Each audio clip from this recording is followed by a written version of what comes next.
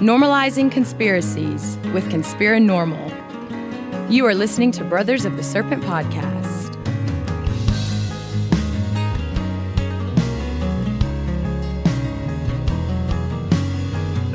And welcome back, ladies and gentlemen, boys and girls, angels and demons, monsters and serpents, to Brothers of the Serpent podcast, coming to you not live from the 10 by 10 by 10 tangent cube of science, nestled amongst the dusty bones of an ancient seabed high atop the Elbrus Plateau, and we are back from our trip to the northeast. I dare say, someone left me a gift Yes. in the studio. We did lots of exploring, went on some field expeditions and found a lot of interesting stuff that we are going to talk about in the next podcast. Are you sure? Yes, because this podcast is a very special treat for you guys. It is a Swapcast with the dudes from Conspirinormal podcast. So we have an excellent conversation with them about all the stuff we talk about on our podcast. It was supposed to be like back and forth, but mostly we talked about ancient mysteries and pyramids. But it was a fantastic conversation. And the Watcher was there with us for that conversation. He had a lot of great input, which you will hear. Unfortunately, he is not here now while we were recording this intro, but he was there during the Swapcast itself. So, without further ado, let's get to space weather news from spaceweather.com. Geomagnetic storm warning. A large hole in the sun's atmosphere is facing Earth and spewing solar wind in our direction. Estimated time of arrival is September 27th through 28th. NOAA forecasters say G1 to G2 class geomagnetic storms are possible when the gaseous material arrives. Also, a summer without sunspots. Could Northern Summer 2019 go down in history as the summer without sunspots? From June 21st until September 22nd, the sun was blank more than 89% of the time. During the entire season, only 6 tiny sunspots briefly appeared, often fading so quickly that readers would complain to spaceweather.com, "You've labeled a sunspot that doesn't exist." No, it just disappeared. Not a single significant solar flare was detected during this period of extreme quiet. This is a sign that solar minimum is underway and probably near its deepest point. For 2019 overall, January through September, the sun has been blank 72% of the time. Comparable to annual averages during the Century-class solar minimum of 2008, 73%, and 2009, 71%. The current solar minimum appears to be Century-class as well, meaning you have to go back to the beginning of the 20th century to find lulls in solar activity this deep. Contrary to the sound of it, solar minimum is not boring. During this phase of the solar cycle, the sun's magnetic field weakens, allowing cosmic rays to enter the solar system. This doses astronauts and possibly air travelers with extra radiation. The sun also dims, especially at extreme ultraviolet wavelengths, causing the upper atmosphere to cool and collapse. Space junk accumulates in Earth's orbit as a result. Finally, streams of solar wind punch through the sun's weakening magnetic field, lashing Earth with gaseous material that can cause geomagnetic storms. Interestingly, the summer of 2019 also brought us a sign that the solar minimum is coming to an end. One of the numbered sunspots that briefly appeared on July 7th had a reversed magnetic polarity. According to Hale's law, sunspots switch polarities from one solar cycle to the next.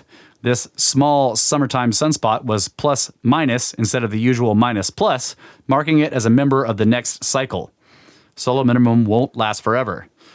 Solar cycles always mix together at their boundaries. We can expect to see more new cycle sunspots in the months ahead as solar cycle 24 dies out and solar cycle 25 slowly comes to life. If forecasters are correct, the next solar maximum will be in full swing by 2023.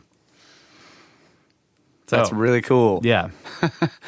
Wow. Current conditions. Solar wind speed, 385.1 kilometers per second, 4.3 protons per cubic centimeter. I knew it. I wonder what it's going to be like in the solar maximum, you know. Yeah, I don't know. Stay tuned. That's right. Stay tuned for 3 more years. Also, just a quick note, I have been corrected once again about suspicious observers, the Space Weather News guys, and I have been watching their daily updates. And they do excellent space weather news, and they kind of correlate it to weather phenomena and earthquake phenomena, and it's really good. I haven't yet figured out how to synthesize that and include it in the space weather news stuff that I do on the show, but I will figure it out eventually. So, All right. yeah. So props to those guys. Go check out their YouTube channel. Suspicious Observers is the channel, and their website is spaceweathernews.com for really good space weather analysis. So they give you all the same stuff that I just read, like solar wind speed and proton density and everything, but then they also talk about what that may be doing in terms of Earth's weather cycles. And they actually do what I try to do for real. Right, which is correlate density with how hot it is outside. Just winging it over here. Hopefully we can get that guy, Ben Davidson, on the show at some point. That would be great. Oh, yeah. Let's see. I have one other thing I want to go through here. This is just an interesting article that I came across from space.com, Space's website. Yep. Earth had 2 moons that crashed to form one, study suggests. A tiny second moon may once have orbited Earth before catastrophically slamming into the other one, a titanic clash that could explain why the two sides of the surviving lunar satellite are so different from each other, a new study suggests. The second moon around Earth would have been about 750 miles wide and could have formed from the same collision between the planet and a Mars-sized objects that scientists suspect helped create the moon we see in the sky today, astronomers said. So first, what they're saying here is first a Mars-sized object smashes into Earth and then makes 2 moons, and then those smash into each other to make our moon. But that's why it has 2 centers of, what are they? Not centers of gravity, but center mass or center of gravity. I think that's right. Moments of inertia. Moments of inertia. Yeah, that's what but sitchiniswrong.com. The gravitational tug of war between the Earth and Moon slowed the rate at which it whirls, such that it now always shows just one side to Earth. The far side of the Moon remained a mystery for centuries until 1959, when Soviet Luna 3 spacecraft first snapped photos of it. The far side is sometimes erroneously called the dark side, even though it has days and nights just like the near side. Okay, an aside here. I think that it's not erroneous. They meant dark in terms of radio waves, us being able to talk to people over there. It's the dark side of the moon because we can't see it. Right? Yeah. It's dark in terms of data. That's what I mean. Yeah. So I think what they should really say is the dark side of the moon is erroneously translated as meaning there's never any daylight over there. That's not what that what the phrase means. Okay, the moon's far side is very different than its near side. For instance, widespread plains of volcanic rock called Maria, Latin for seas, cover much of the near hemisphere, but only a few Maria are seen on the far side. In addition, while the surface of the near side is mostly low and flat, the far side is often high and mountainous, with the lunar surface elevated 1.2 miles higher on average on the far side. Now, computer simulations hint a second moon essentially pancaked itself against its larger companion, broadly explaining the differences seen between the near and far sides. Their calculations suggest this second moon would have formed at the same time as our moon. Scientists have suggested that our moon was born from massive amounts of debris left over from a giant impact Earth suffered from a Mars-sized body early on in the history of the solar system. Spare rubble might also have coalesced into another companion moon, one just 4% of Luna's mass and about 750 miles wide, or 1/3 of our moon's diameter. To imagine where this other moon once was, picture the Earth and the moon as being 2 points in a triangle whose sides are equal in length. The other point of such a triangle is known as a Trojan point, or Lagrangian point, named after the mathematician who discovered them. At such a point, the gravitational attraction of the Earth and moon balances out, meaning objects there can stay relatively stably. The Earth and moon have 2 Trojan points, one leading ahead of the moon, known as the L4, and one trailing behind, its L5.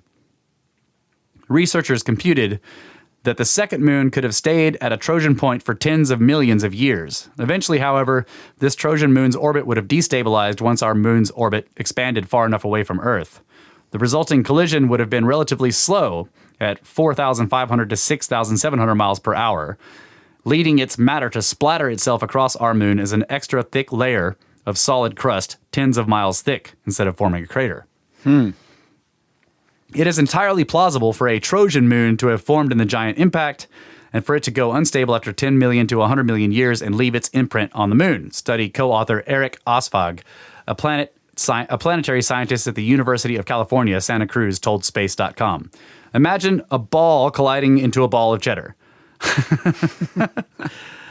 The remains of this Trojan moon would have made up the highlands now seen on our moon's far side. At the same time, the impact would have squished an underground ocean of magma towards the near side, explaining why phosphorus, rare earth metals, and radioactive potassium, uranium, and thorium are concentrated in the crust there.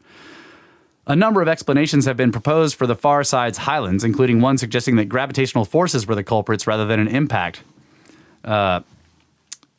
Francis Nimmo said that for now there is not enough data to say which of the proposals offers the best explanation for this lunar contrast. As further spacecraft data and hopefully lunar samples are obtained, which of these two hypotheses is more nearly correct will become clear, he said in a statement. So there you go. That's really... I was thinking of it backwards, I guess. I was imagining the smaller one was closer. Like, was it at the Lagrangian point between the larger one and the Earth? Yeah. And that it moved out and crashed into the side that we see. Right. Yeah, no, and that's why there's more mountains and stuff on the far side. Like it flattened the near side, that's what you're saying? Yeah. But then they're implying that it was a real slow, like it just kind of crumbled onto it and left all these mountains on the far side. Yeah. Yeah. Yeah. Interesting idea, especially since there's ancient stories of there being two moons. So. Yeah. That's super cool. All right. It's a spaceship. It's a spaceship. That's right. That's all I got. You want to get to the... Yeah, let's do the interview. Yeah, all right. All right, guys. Well, here is our conversation with the guys from Conspirinormal podcast. Hope you enjoy it.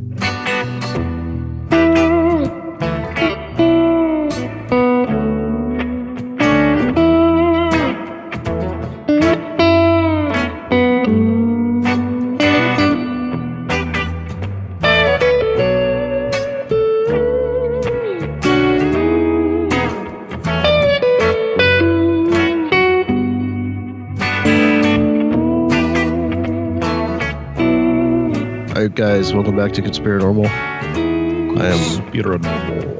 I am like really under the weather. I'm feeling like, but the show must go on. Really bad, and the show must go on. So I'm over here like spreading my germs to Seraphael. So it's okay. So that he can be under the weather next week. I've got positive mental attitude, so I can't get sick. That's right. Got your Napoleon Hill and all that working for you, so you don't get any germs. Hey guys, we got a special treat. There's another podcast out there that we've a new one, well, fairly new, that's new to us that we've been listening to, and that's the Brotherhood of the Serpent, and we've got the Snake Brothers on, and we're doing a little Swapcast with them. Welcome to Conspirinormal, guys. Thank you. Thanks. Welcome to Brothers of the Serpent as well. Yeah, absolutely. This is the Swapcast. Absolutely. That's right. I've been listening to you guys really because of Where Did the Road Go? Yeah. You guys did a 3-part epic series on like the missing 411, which I want to kind of get into some of that stuff with you guys too. But cool. But I've been listening to it. There's a lot of cool stuff you guys talk about, like kind of like ancient archaeology. You guys are doing shows with Randall Carlson right now. Yes. One like a YouTube channel show with Randall. That's right. And I just really want to know, like, you guys' kind of personal journey with like, kind of the stuff that you talk about on the show. Like, how did you guys get into all this stuff? Well, Kyle and I, we are brothers. So we have been. Right. So, yeah. So the podcast name is sort of a play on words. There is the legendary Brotherhood of the Serpent, a very ancient secret order. And so we called it Brothers of the Serpent because we sort of, we are brothers, and we also are exploring ancient mysteries and esoteric information, which supposedly the Brotherhood carried forward through through history. So, and they would inject information. This is the idea of like injections of civilization in ancient times, where you just see a civilization just appear out of nowhere with all this technology, and it just seems to show up fully formed. Kind of like ancient Egypt did. Yes, exactly, and Samaria, and Right. So the idea is that there is, and no one knows what it's really called, but the idea is there is this brotherhood. Graham Hancock talks about it sometimes, a monastic order whose sole duty was to maintain ancient information and carry it through times of turmoil and then re-inject it into civilization when the time was right. So our podcast's name is based on that, Brothers of the Serpent, and that we are brothers. And Kyle and I have been talking about these kind of ancient mysteries for, decades. So we would hang out and even with our group of friends, we would all sort of sit around and talk about pyramids, basically, and just like, what's going on with this and what's up with this weird mystery. And so at some point we were just like, dude, we should be recording these conversations that we have. And that's really the impetus for the podcast itself. So we also explore physics. Like, we're really fascinated with cosmology.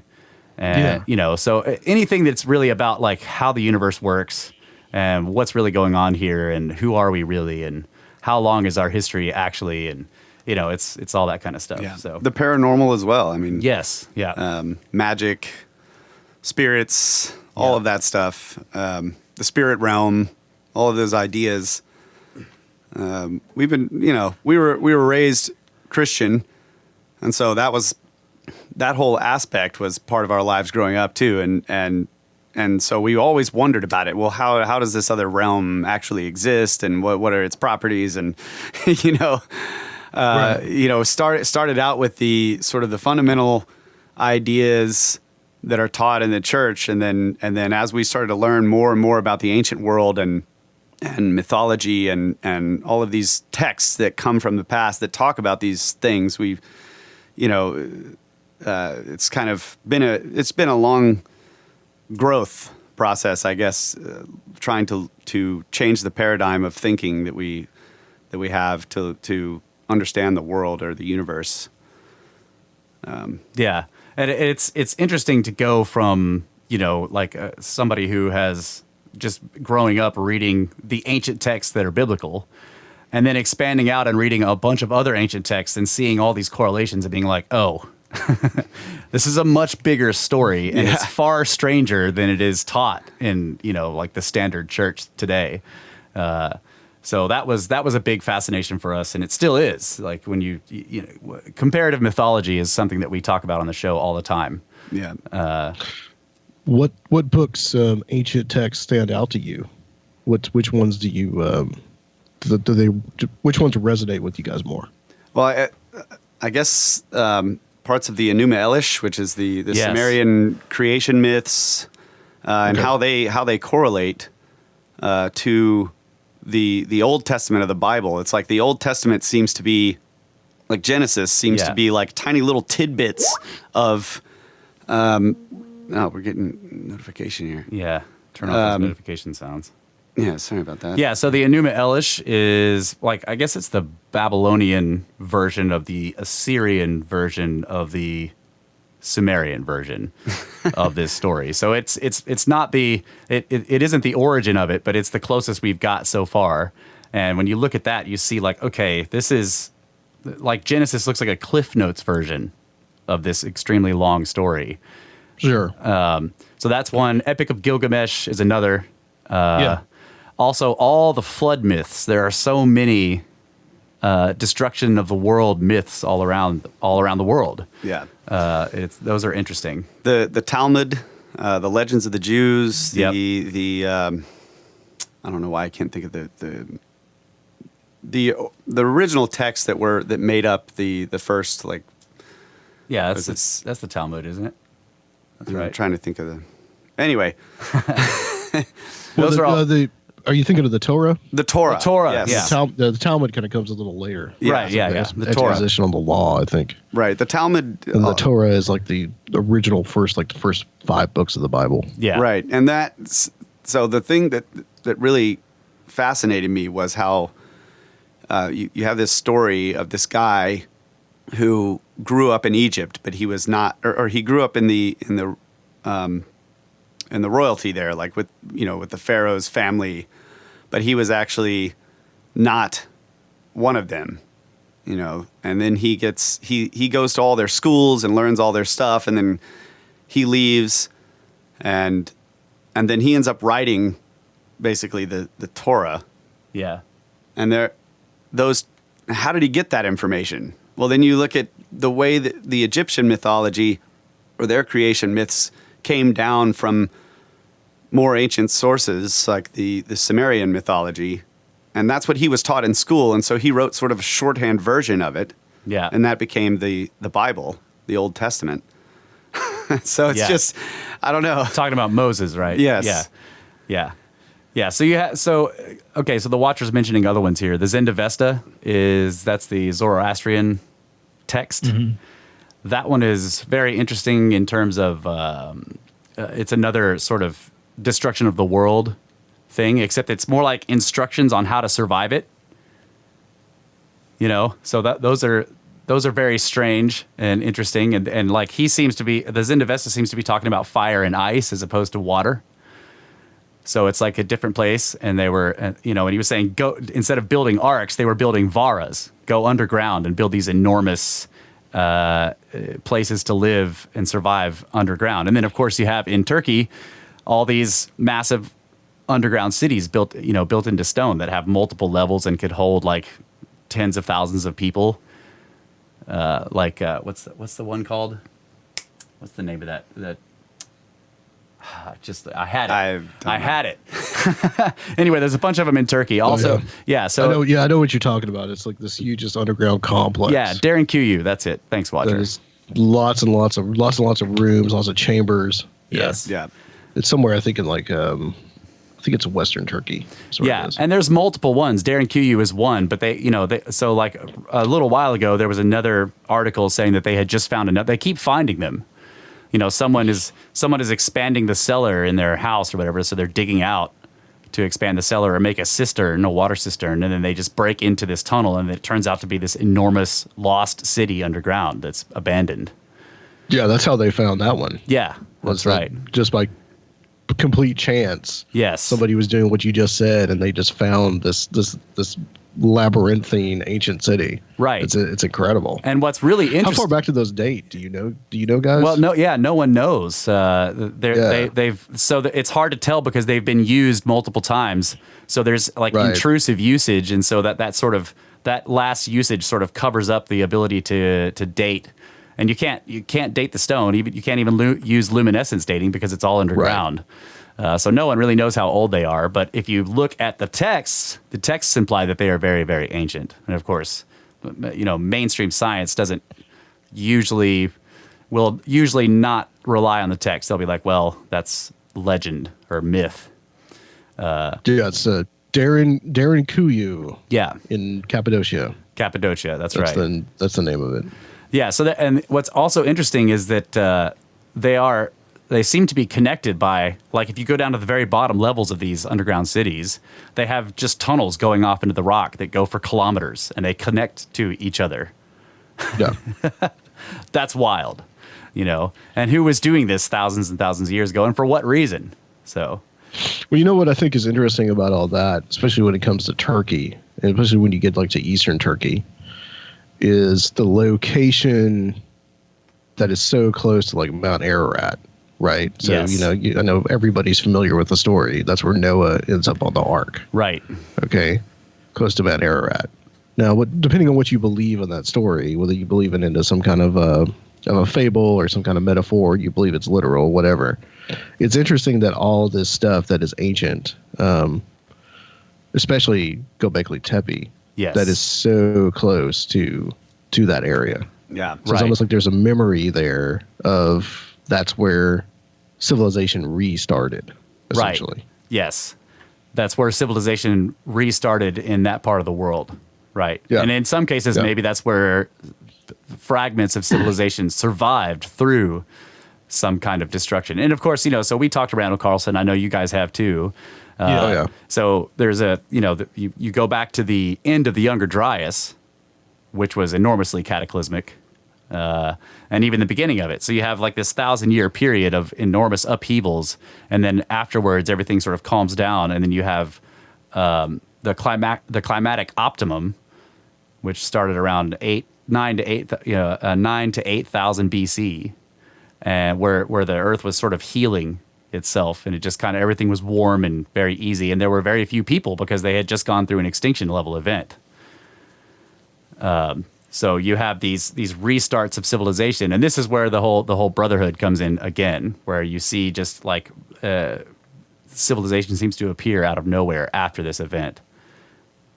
So, and it also happens in the Americas. I mean, we have these unexplained all through Peru. There are unexplained ruins, like Sacsayhuaman and Tiwanaku and Ollantaytambo. These places with enormous megalithic stone constructions that are all dry laid.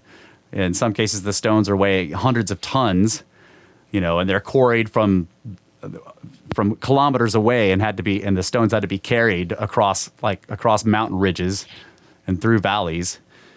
And they're stacked up in ways that are just completely unexplained. And they're attributed to, the Aztecs did that or the Inca did this, but it isn't really clear that that's what happened. So, yeah, we don't know. Right. I think that what is the most ancient has been described, I think, as Tiwanaku, the one that's in Bolivia. Yes. Very isolated city. Right. It's on it's on an ancient shoreline of the lake of Titicaca. Yeah. Right. Yeah. That's generally considered to be the most ancient site in the Americas. Yes. And they're saying now, I think that I may be wrong about this, but I think they're saying now that it's 10,000 years old. That's some of the estimates on this thing. Yeah, it could be 10 to 14, depending on how you look at the astronomical alignments. And there are some ideas that it may be. You bring up a very good point, especially when you're talking about the one with Turkey. Right. Is that how easy or how hard it is to date these things, because they could say that the last it could have been inhabited by so many different people over so many different years. Right. And periods of time. Yeah. So we don't they can come up with something, they can kind of lowball it a little bit to try to make it fit within the 10,000 year. That's right. Yeah, and remember that the dating, especially with the dating of Göbekli Tepe is really the dating of Americas is you tend to go really low with that because it's not as old. No, they say that it's not as an old civilization. Right. They don't accept that people were here a long time ago. Right. Right. I was going to say too that the dating of Göbekli Tepe is when it was buried. So, in other words, whoever erected the stone monuments may not be the same people that buried them. Right. So the dating, the actual scientific dating, comes from the materials that have buried the site. Right. So the dating is actually the latest that it could have been built. The youngest that it could be. Basically, we don't actually know how old those T-pillars that were erected are. When something similar is happening in the Americas with these, with the mounds being used by subsequent people later, thousands of years later, new groups of people coming and using them. So that's right. Similar kind of thing has happened. That's right. When if you're talking about the mounds in North America, that's right. They found if you read through any of the Smithsonian reports to the Bureau of Ethnology, they talk about excavating the mounds, and there's just layers and layers and layers. And the deeper you go, the stranger things get often. And sometimes you find enormous skeletons. And it's interesting to see how they start talking about the estimated lengths of certain skeletons as they're getting deeper, and then they just sort of stop talking about how big they are. The measurements, at first, all the measurements of the bones are very, very precise, and there's very detailed, and then the measurements kind of fade out as they get deeper in it's interesting stuff. And let's see, what else? Okay, going back to the Middle East, Baalbek. Baalbek is a very interesting site because... Are you talking about Syria? It's in Lebanon. Lebanon, yeah. That's right. It's the one with just absolutely enormous blocks. The Trilithon of Baalbek is probably some of the largest blocks that have ever been moved known, stone blocks. And there's ones that are still in the quarry that are the one that was called the Stone of the Pregnant Woman, which is like you can see it's tilted. If you look at pictures of it, it's sort of tilted in the ground, and there's pictures of people lined up on it. Dozens and dozens of people, and the block is enormous, 60 feet long or something like that, 19 feet wide, 16 feet tall, and the estimated weights were like 1,200 tons. And then recently they dug down below it and found out that it's actually sitting on top of 2 other blocks that are even larger, with estimated weights from 1,600 to 1,850 tons. And it's just like, who is moving that kind of weight? Kyle and I are, we've done construction for a long time, and moving heavy loads is not an easy thing to do. And we have a little bit of experience in it, and we've talked to people who have a lot of experience in it. And there's just, these ideas of rolling things on wooden rollers, that your materials start to fail once you get it weights that big. It isn't going to work. And also, there's no road from the Baalbek quarry and the actual Baalbek site. Right. So if we were to do it today, we probably could do it, but we would build this enormous gantry structure that would have to go from the quarry all the way to the site, and we'd have to flatten the mountains in between so that it'd be this big flat area, and then you would just that would be an undertaking in and of itself. Right. And you would see remnants of it. 10,000 years later, you would see that somebody had cut the mountains and flattened this area out, even if it got destroyed later. There's just no evidence of that. So how did they move those blocks from the quarry to the site and then lift them up and place them, dry laid where you can't stick a piece of paper in between them? It's just crazy. Yeah. And then the texts have the references in there about singing stones into place and all this kind of stuff. Yeah, that's right. That it was built overnight by one person using magic. Do you think there's anything to, I know among some Pacific Islanders, there's ideas of I guess the Hawaiians would call it kahuna power and things like that, some strange use of some kind of primal energy or some kind of energy within human beings that allowed them to do things like that. Yeah, I don't know. The conclusion that we can come to is that there is some kind of lost science here. We have no idea how they did it, and that leaves it open for figuring out what it was, and it could be anything.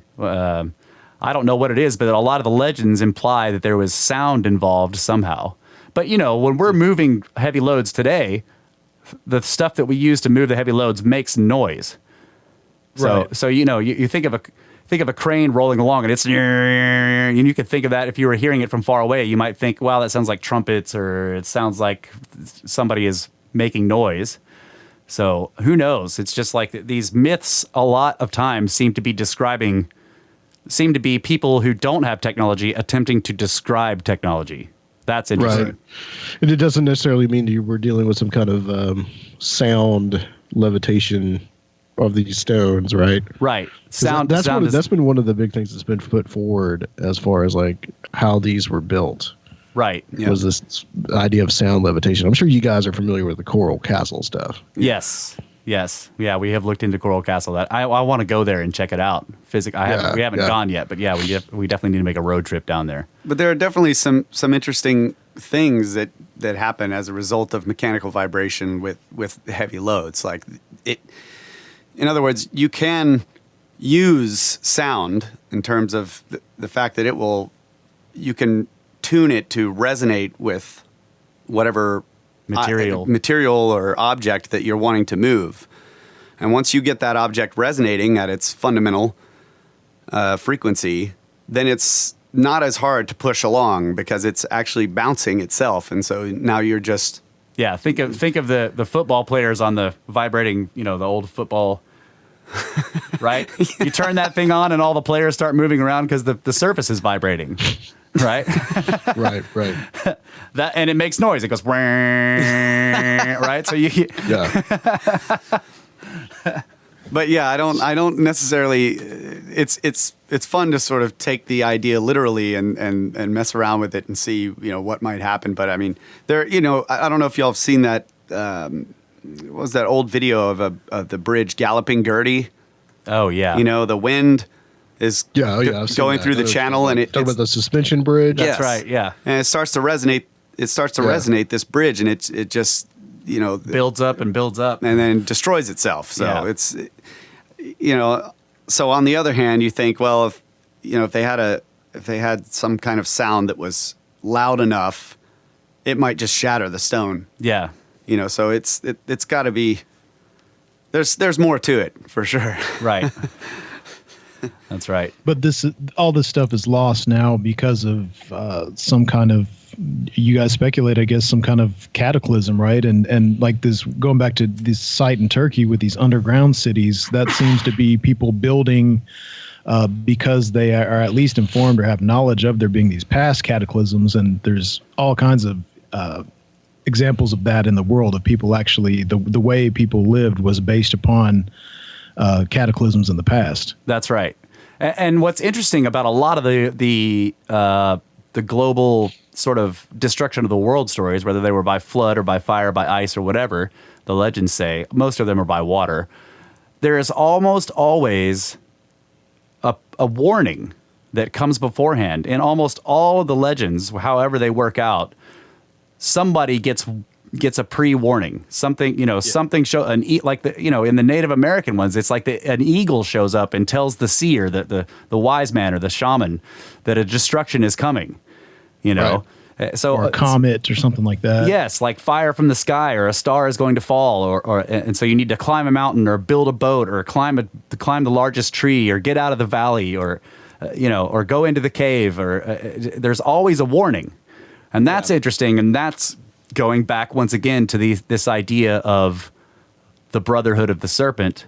And also there's also the Viracochas, right? The civilization starters. So like the Greeks had this legend of Oannes, this being who was like looked like a fish, but also had the face and feet and hands of a man, that would come out of the ocean and teach the ancients how to be civilized, and then go back into the water at the end of each day. Right. That's very similar to the Namo. Yes. With the Dogon. The Dogon, yeah. The Namo did the same thing, and they're star people, or they're always depicted as being not quite human. They're something else. They're humanoid, The Viracocha was similar. He shows up in South America, according to all their legends, and basically walks the Inca path and does all this. Like it says in some cases in the Viracocha legends that people had forgotten how to speak, that they forgot about clothes, and they were like animals, and in some cases eating each other. And Viracocha would show up and start to give them the tools for civilization again, to teach them how to talk, teach them how to build things, teach them how to do agriculture, and then he would move on. Right. And so there's these weird like civilization injection stories all around the world that coincide with the end of these destructions. So right, exactly. Yeah. Yep. Those are all over the place. Yes. These ideas. That's right. I mean, the Zoroastrian religion is one of those. The what's his name? The god in Zoroastrian. Zendavesta, or no, the god of Ahura Mazda. Ahura Mazda. Ahura Mazda. Right. Yes, Yeah. He's depicted as a guy standing in a disc with wings on it. Right. I mean, like, what is that? And Ahura Mazda shows up and tells Yima, to fair Yima, will you be my prophet? And Yima's like, no. And then he's like, well, will you, go around and live by my ways and show people? And he's like, okay, I'll do that. And then he has to tell them to build these varas to survive the coming destruction of the world, and they do. So, is it fair to say that one of the largest forces to really bring these ideas back to the West was the Theosophists? Yeah, Theosophy did some interesting stuff. But the idea of these successive ages and cataclysms and things like that, I mean, that seems like that really was the reintroduction of these type of ideas to the West. Yeah, that's a good point. We haven't really dove into Theosophy much yet. We probably should do that. Yeah, I really would, because I mean, even just our whole our whole conceptions of, just there being gurus and Eastern religions. I mean, all of this really was not in the popular consciousness most of the West until that. I mean, Blavatsky and them really, really brought those ideas. And I think with this stuff, they really brought those ideas of these, this real antiquity and of civilization and lost civilizations. Yes, definitely the lost civilization stuff is interesting. Casey, there's a lot of the Edgar Casey stuff too about Atlantis. Yeah. And we've been going through the Atlantis myth with Randall, and it's very interesting how he's able to look at Plato and say, like, let's just take Plato at his word, and you can see that Plato was actually getting a whole bunch of things right in a very interesting way that science like corroborates now. That Plato couldn't possibly have known, according to the standard model, and he gets the date right for the end of the world, for the sinking of Atlantis. Right, which corresponds to the Younger Dryas. That's right. Yeah. What's you guys' thoughts on Atlantis? Because I have my own kind of thoughts on it. Where I'm kind of convinced that Plato and the story that he gets this from Solon, right? His grandfather, right? Who got it from Egypt, from the Egyptians. Yes. And I have a feeling that that story is kind of a mishmash of all these different. Basically, Atlantis is kind of a archetype of the lost civilization. Yes. This idea that there were civilizations before that were around. They progressed. They were destroyed in some kind of cataclysm. And so it's almost like there's a mishmash, and what I think Plato could also be describing is when they talk about how the Atlanteans were fighting the Athenians and all this kind of stuff. That he also could have been. There's a little bit of Crete that's in there, the Minoan civilization. There's been some speculation that that's actually what Atlantis was, but then you also have the Black Sea civilization that was destroyed in this massive flood. And then you have the proof that there was a civilization way before in the Younger Dryas era. So I kind of look at Atlantis as being just a mishmash of all these different civilizations that were around, but also possibility that he may have been describing some ancient civilization in the remote past too. What you guys' thoughts on that? Yeah, I actually, that's kind of the way I thought about it as well. There's, even like the Clovis culture, for example, here, they vanish at the end of the Younger Dryas, and they had abilities that, stoneworking abilities and technologies that were lost. So I had kind of thought, okay, this is also part of that, and I think I got a lot of that from Graham Hancock, that this generally there was this loss of knowledge, but there were fragments of it that were passed on, and that sort of makes up this mythological city of Atlantis. Right. But we've been going through this, Randall's research on the subject, and it's changing my mind on in terms of Plato's dialogues. Like, he is using specifics to describe a very specific place and what was going on and how it worked and what happened. And so I would just say check out Cosmographia. That's right. For that, because that's totally Randall's deal. I'm going through a paradigm shift on that one. Yeah, but in general, we have talked about Atlantis before, and we agree with what you said that there is a lot of evidence for advanced civilization, and I mean advanced in terms of they were a maritime civilization that had the ability to build things, and they were an organized civilization. I'm not saying they had crystal spaceships or whatever, right? But right. But this isn't Aquaman, right? I mean, Aquaman was awesome, right? But I'm not saying that was what they were. Yeah.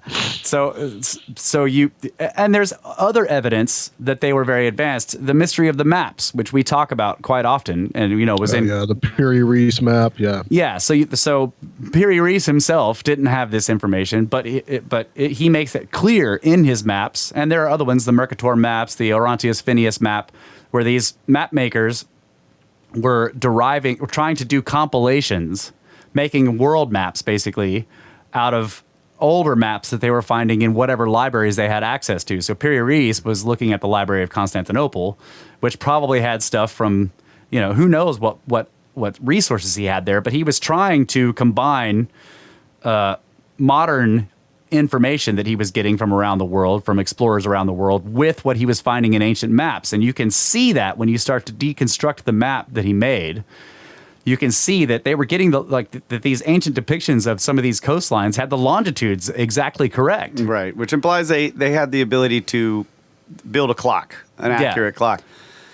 So that'll work on a boat, right? So they had accurate clocks that worked on pendulums or water dropping. But when you're on a boat that's rocking back and forth, you have to have a clockwork clock that is accurate, that'll lose less than a second in a month or something like that. Yeah, and we didn't have that until like the late 1800s. So yeah, not crystal spaceships, but technology enough to accurately map longitude. Yeah, and understanding of spherical trigonometry to do the projections and stuff like that. So so they had high math, and if you go and read engineering abilities. Yes, engineering abilities, and like they were a maritime civilization that explored the coastlines of the world. What's also interesting in some of these maps, not just the Piri Reis one, but if you look at the Orontius Phineas and the other Mercator maps that have this like anomalous correct longitude information, sometimes it looks incorrect, but then we find out that that's what the shoreline looked like when the ocean levels were like 100 feet down, which places it very near the end of the Younger Dryas when the ocean levels were rising, right? Because it's been copied from an old map, and there's probably been like a bunch of copies. That's right. And you're getting the latest one. That's right. So all we have left of those very, very ancient maps are the most recent ones that we've got now, but they contain this very ancient information that was probably carried and copied from map to map to map across thousands and thousands of years. So right. Whether you speculate or not that Atlantis was in the Americas, what do you guys think about the influence that idea had on the different colonial projects and these like ideas from Francis Bacon, and that trickled down even into like Manly P. Hall's Secret Destiny of America ideas, which is actually from the Theosophists.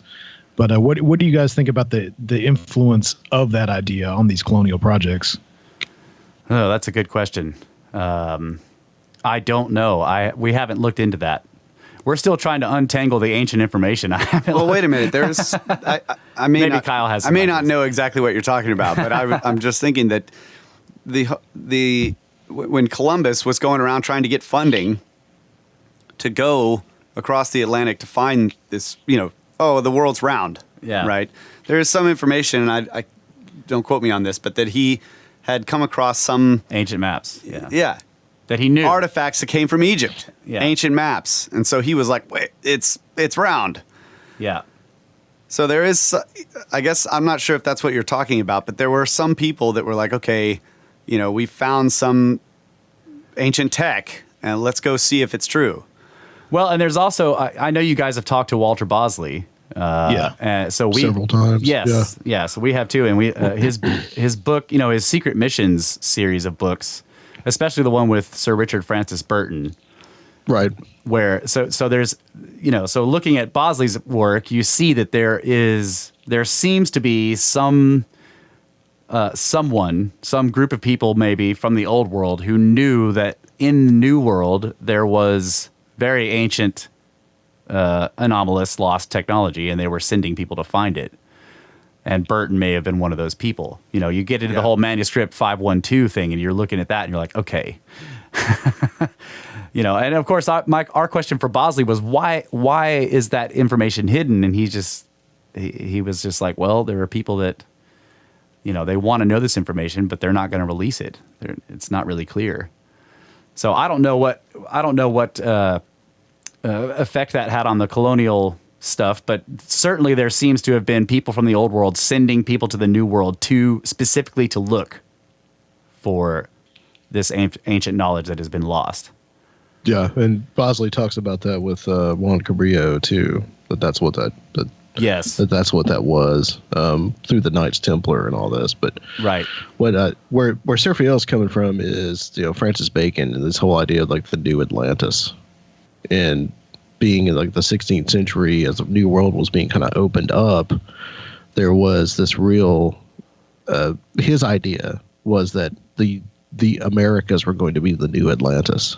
And that kind of filters down into like the Manly P. Hall. And there's a lot of that is, I think Francis Bacon also had a huge influence on the Rosicrucianism. He had a huge influence on the Freemasons as well.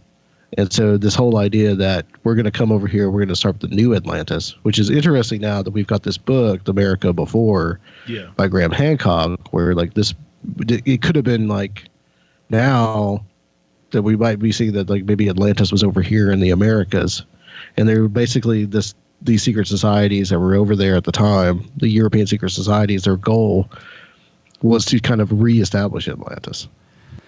And finding the antiquity of earthworks and things like that here to those colonists, where they were asking the current native inhabitants, where's this stuff from, and they were like, well, it's the older people. Yeah. And that really lent to all this. So I think it was really influential, these ideas that they were actually discovering, if not Atlantis, some kind of ancient civilization that they were using, the mythology they had to kind of fill in the gaps. But then you also have this idea too that filters into Mormonism, which has a lot of roots in Freemasonry in and of itself, and a lot of Freemasonic symbolism in Freemasonry. You guys know this. I mean, like Mormonism says that some of the ancient Israelites came over to what's now the United States. Yes. And all this is where you get the Book of Mormon. Right. And so these ideas, I think, are pretty pervasive. Yeah. So, okay, those are great points. And I think that, so once again, we're going back to the legendary Brotherhood of the Serpent, the idea of reestablishing what was lost. Right. Yeah. And trying to inject it from secret sources like secret societies, Rosicrucians and stuff like that, and attempting to re-inject it into civilization and build once again what was lost thousands and thousands of years ago. I think that impetus seems to just be all across history. And like, I don't like blanket answers. I think it's more complicated than that, but you can sort of see like, okay, when we have all these questions, like how did these civilizations just like explode out of nowhere? Well, this is one answer, that there has been someone or some group of people or several groups of people who have been trying to do this since the end of the Younger Dryas. Right. It's a tradition that has been passed down. That's right. For millennia, literally millennia now. And see, this is the one thing that I've been really wanting to get out of like Randall and a couple other people, of just like, what do the Freemasons know? Yeah. Yeah. I mean, is Freemasonry a repository of this knowledge? Yeah. Because it seems like, I think they would say that. It seems like, but it seems like guys like Randall and in their research, like what he's doing is essentially what he's been hearing in Freemasonry, and he's making this attempt to reconcile it with his research. Right. And his research is reconciling to what he hears in Freemasonry. Yeah. Does that make sense to you guys? That makes sense. Have you guys also? So I got a question. Have you guys looked at Graham Hancock's book, The Sign and the Seal?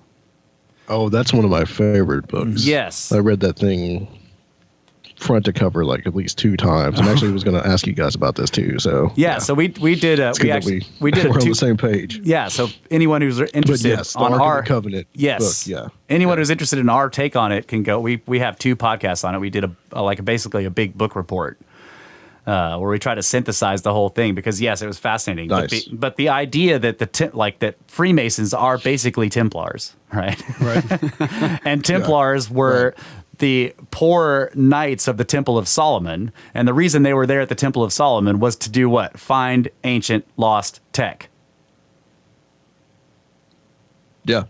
True. And they didn't find what they were looking for. Of course, if you buy into the Holy Blood, Holy Grail stuff, that was to find the bloodline, but Yeah, it could be that too. I mean, like, I think it's not a simple single answer. What happened, but in basic, I would say that I think what happened is they went there thinking they were going to find something, and they found something or somethings else. They did not find the Ark, but they found something. And you know, when you look at the Freemasonry idea of the two pillars, Joachim and Boaz, the names of those pillars that they have for all the Freemasonry rituals, and those are the names of the pillars at the entrance of Solomon's temple. And those pillars were supposedly hollow and contained what? All this ancient knowledge, and also the shamir and its properties and its history of usage. And the shamir was a tool, an ancient technology tool for working stone with ease. Right. And that's relating back to all these ancient structures that we don't know how. That's right. How they are put together, and there's obviously some kind of missing technology. Right. So the idea that I got from signing the seal was that the Templars dug down beneath they were digging basically beneath the Temple Mount. And when you look at, there's pictures online. You can see where people have gone down below the Temple Mount, and there's just enormous, gigantic blocks of stone down there that are like Baalbek-sized blocks down beneath the foundations of the Temple Mount that are very, very ancient. That in some cases have, it looks like that they were using, in some cases, wooden structures around them to move them around, right? So I've got pictures where it looks like something like a 2x4 is shoved into a hole in the side of it to help lift it or move it or whatever, and that 2x4 is now petrified. This is how old these blocks are. The wood that was used to move them around is now stone. Yeah. Wow. Right? So that's really interesting stuff. So the idea that they may have found, if not the shamir itself, but the basically instructions on how to build one, you know? And then these rock-cut temples start showing up in Ethiopia right after that. And Ethiopia is supposedly where the Ark went. So they go, so you're going through Graham's book and you get the idea that they went and they didn't find the Ark, but they found the shamir and they figured out where the Ark went. And they started chasing it down. And they end up in Ethiopia, and using some anomalous tool, they rock-cut temples out of mountains for the current ruler of Ethiopia at the time. It's just awesome stuff. So, do they have the shamir now? That's what I want to know. Uh-oh. Well, and also too, that book was what set Graham Hancock on the whole idea of the ancient civilization. That's right. Because looking at the Ark of the Covenant as some kind of ancient technology. That's right. And did Moses or whoever made it produce it using some kind of Egyptian technology, Egyptian quote unquote magic may or may not be known today. Yes, that's right. There's a guy out there that a guy in Canada, I can't remember his name, but he built like his own Ark of the Covenant replica. Oh, do you guys remember this? No, let's tell us about it. If I could remember the guy's name, it was basically he basically built some kind of like electric device. That he said was like his own replica of the Ark of the Covenant. Wow. And basically, it would send out these shocks that he said that's why people died whenever they would be exposed to it. Yeah, because it seemed to work like some kind of capacitor. It would store energy, and then if you touched it, it would short it out, and it would kill you. It would kill you. Yeah. And also, too, gold being such an conductive. Thank you. And then acacia wood. So you have to electricity. You got gold, and then acacia wood, and then gold, and then acacia wood, and it's like a capacitor. You have a conductor layered with a insulator. So. But it does other things besides shock people, if you look at the legends, which Graham Hancock goes through in the book, like floating, and throwing people around. And there's even one story where David goes to retrieve the Ark to take it to the temple, and it kills someone, and he's like, whoa, I can't bring this into my city. It's dangerous. And so he kind of parks it on some farmer's land for 3 months and just makes camp up the hill and just sort of watches it for a couple of months. And the farmer, apparently all the women in his house gave birth to sextuplets in 2 months or something like that, just from having the Ark nearby. That's apocryphal, obviously. But it basically says in the text that God, quote unquote, blessed the farmer with many offspring because he allowed the ark to stay on his property for a couple of months. There's another possibility about the ark, is that it was exactly what they said, because we tend to look at our own modern